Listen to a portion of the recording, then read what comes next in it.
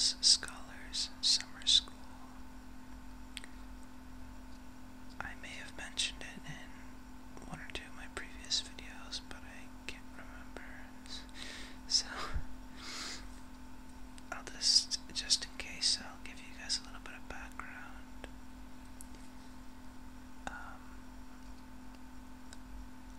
The Tallis Scholars were founded in 1973 at the Oxford College of Music by Peter Phillips, who was a student there.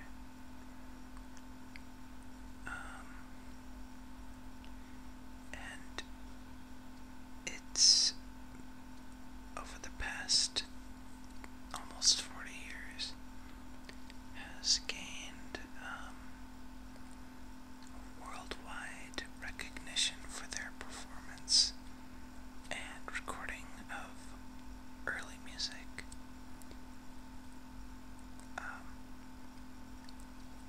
which basically means Renaissance choral polyphony music that was written before 1650.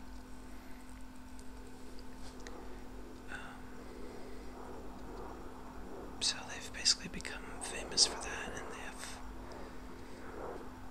like I said, they have a worldwide recognition, and they basically kept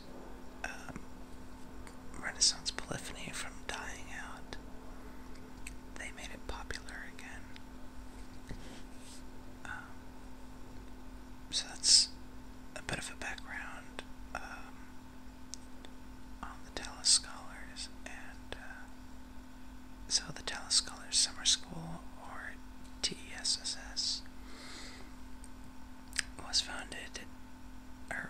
started in 2000 by Peter Phillips, and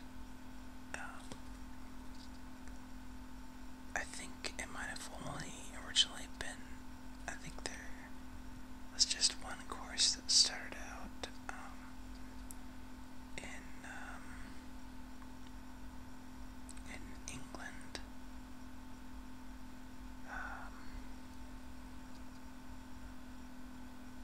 I think Oakham, unless that's in Australia, because what they did later was they added a course in Australia, but I think it's the course is held in Sydney, Australia. I don't know, I don't remember. But anyway, so there's an England course, there's an Australia course, and there's a US course, which is held every July in Seattle. And I went there last summer and just loved it so much, so I decided to go again this year.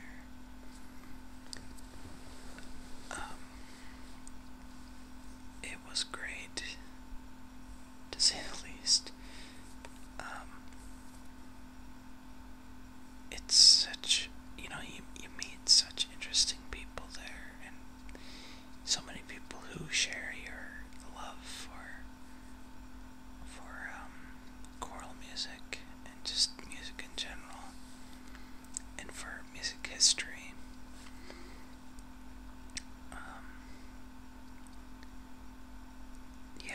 This year our focus was on Thomas Tallis,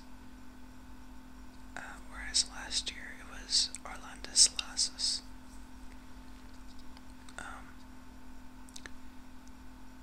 And what Peter Phillips decided to do was have us sing Spem and Alium. For those of you who know anything about Renaissance polyphony, you will know that that is like the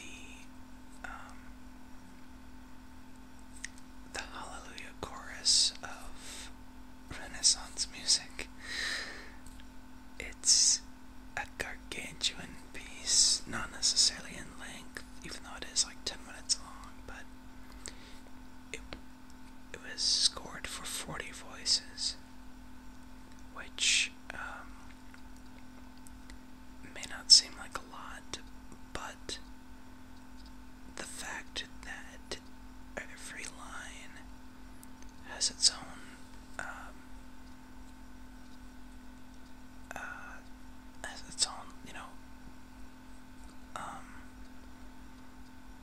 voicing going on, because it's all polyphonic.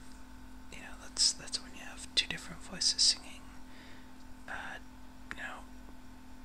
different things at the same time, or at different times.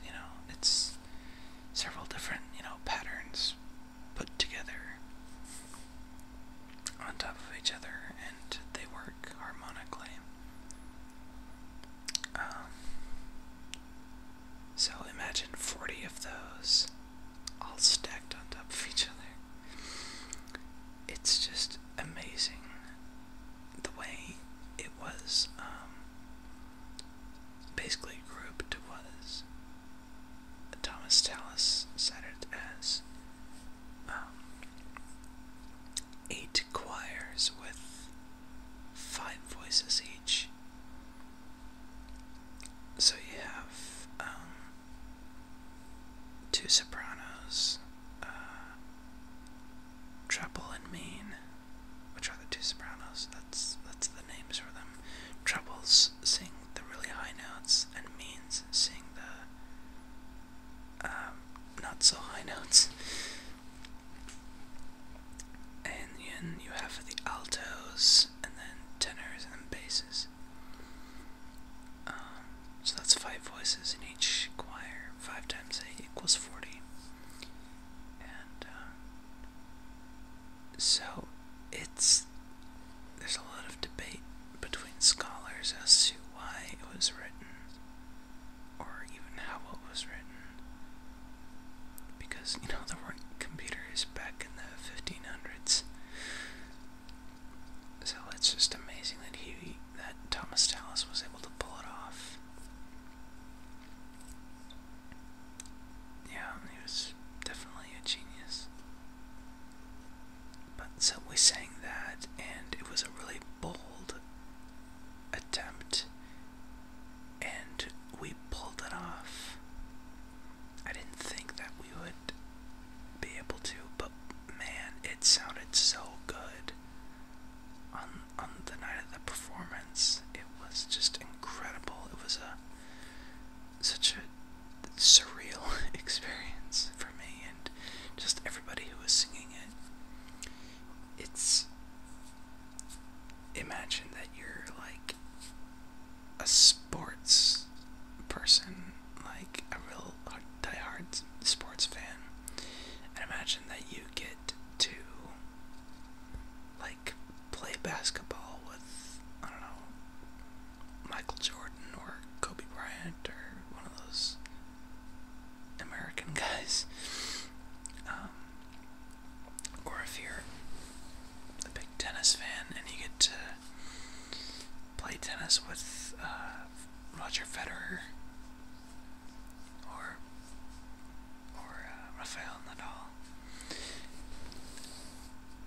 Our version of that was singing Spem and Alium for 40 voices with Peter Phillips, being conducted by Peter Phillips. So it's it was a big deal. And we performed it twice that night. Once at the beginning and once at the end, kind of as an encore type thing, but oh man. It's not an experience that I'll ever forget. That's for sure. So, yeah, that's what I did for the past week. And, let's see, that's kind of the main thing. I've been composing a little bit, and I met really awesome people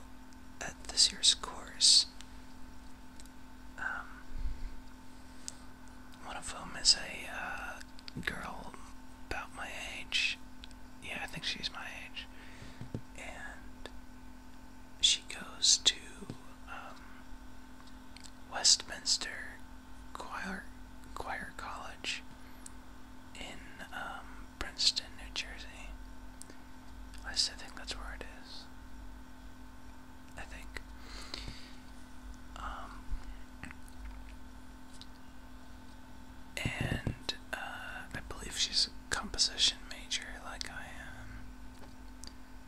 am. But anyway, so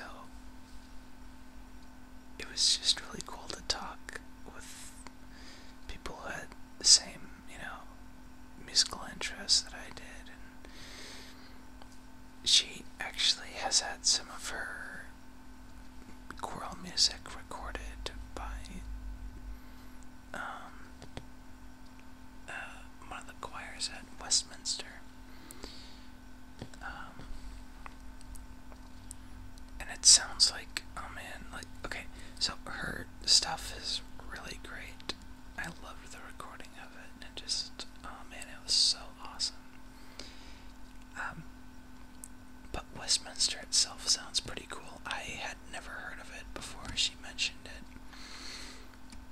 I mean, I've heard of Westminster Abbey in England, but that's not the same thing at all.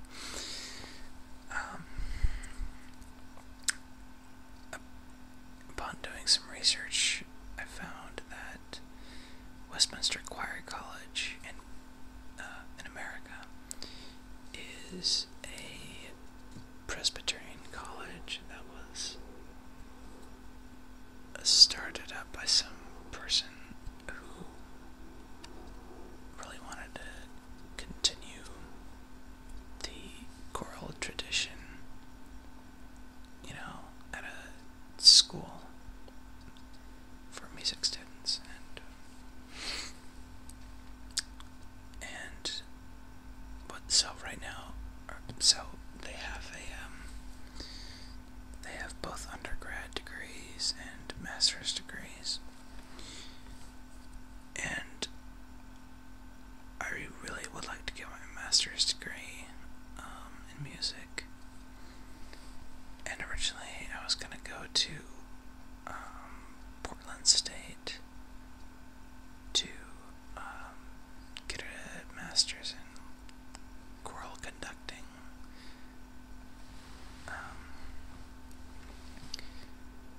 But I looked at some of the master's programs at Westminster, and they have master's degrees in composition, conducting, and sacred music. And the sacred music thing sounds interesting because it sounds like conducting is a big part of it. And it's something that I'm interested in because I love music history, and I love sacred choral music so much. Ever since my first year at TSSS last year, I've grown to love it with all my heart. And so, it's pretty much all I ever compose anymore.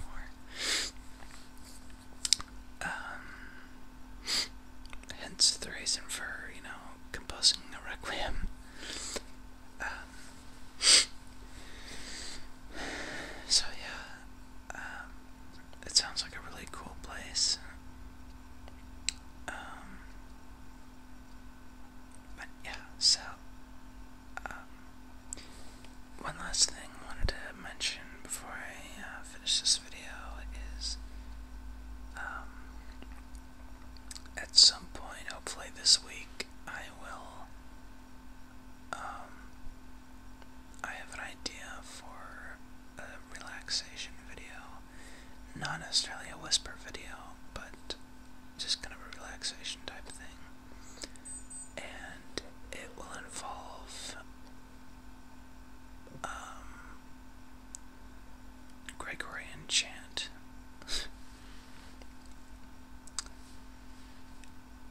Basically what it is I have this idea where I want to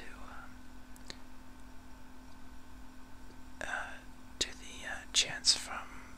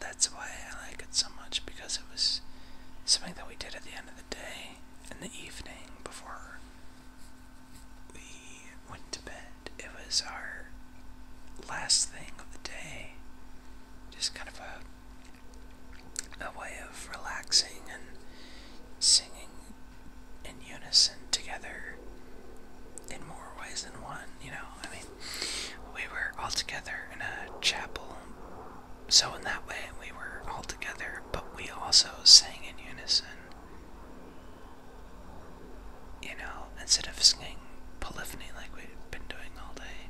So in that way, we were in unison as well.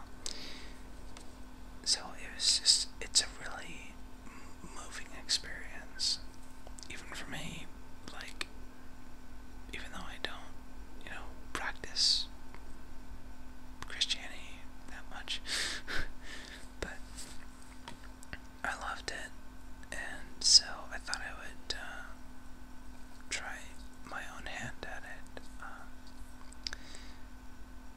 It will most likely involve multi-tracking, so, for the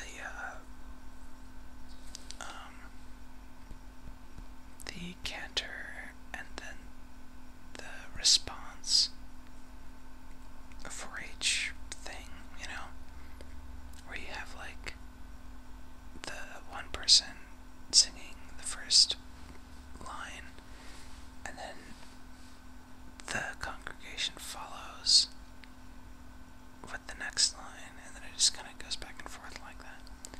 Anyway, you'll see